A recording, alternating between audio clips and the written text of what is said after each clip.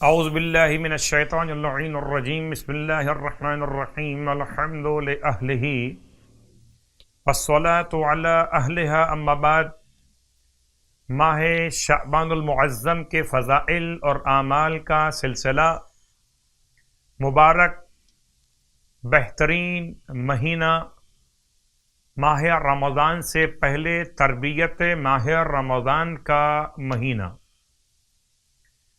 عبادت کا مہینہ، تلاوت قرآن کا مہینہ، دعا اور استغفار کا مہینہ، مومنین کے رزق میں برکت کا مہینہ اور صدقہ دیے جانے کا بہترین مہینہ۔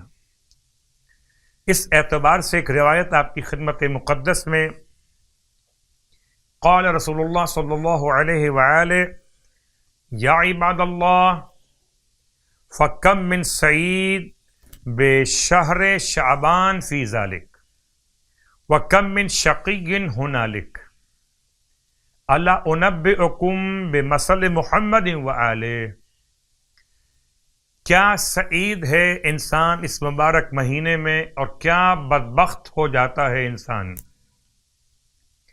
کیا میں تمہیں آگاہ نہ کروں مثال محمد اور آل محمد کی دیتے ہوئے؟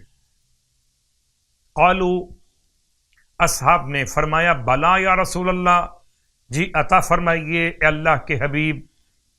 قال، اب ارشاد فرماتے ہیں، محمد فی عباد اللہ کا شہر رمضان فی الشہور۔ فرماتے کہ محمد صلی اللہ علیہ وآلہ وسلم بندوں میں ایسے ہیں اللہ کے جیسے ماہ رمضان باقی سارے مہینوں کے درمیان۔ وآل محمد فی عباد اللہ کا شہر شعبان فی الشہور، اور آل محمد اللہ کے بندوں میں ایسے جیسے ماہ شعبان پورے مہینوں کے درمیان۔ وعلی ابن ابی طالب علیہ السلام فی آل محمد صلی اللہ علیہ وآلہ کافضل ایام شعبان ولیالی وَهُوَ اللَّيْلَةُ النِّصْفُ وَيَوْمُهُ۔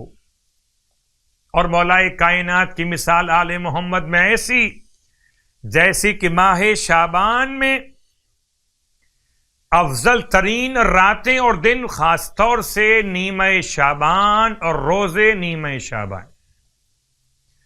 وَالسَّائِرُ الْمُؤْمِنِينَ فِي آلِ محمد کا شہر رجب فی شہر شعبان، اور تمام مومنین کی مثال ایسی جیسے ماہ رجب کی ماہ شعبان سے نسبت۔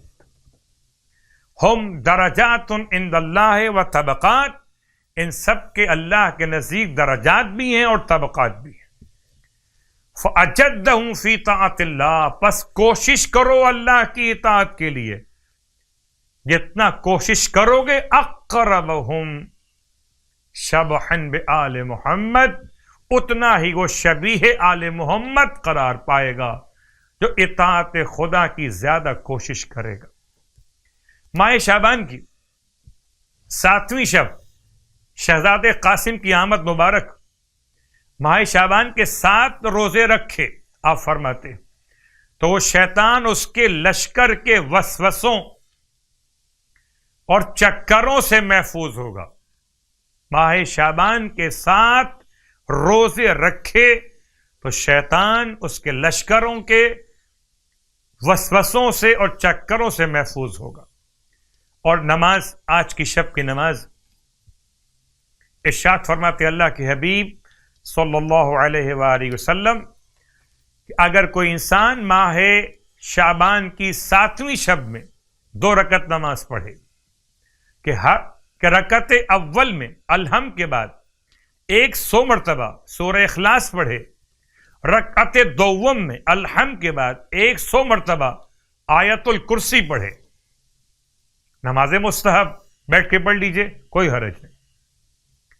آپ فرماتے کہ کوئی مرد و زن مومن ایسا نہ ہوگا کہ اس نماز کو انجام دے مگر یہ کہ خداوند عالم اس کی دعا کو اجابت کا شرف عطا فرما دیتا ہے، اس کی حاجتیں پوری فرما دے گا۔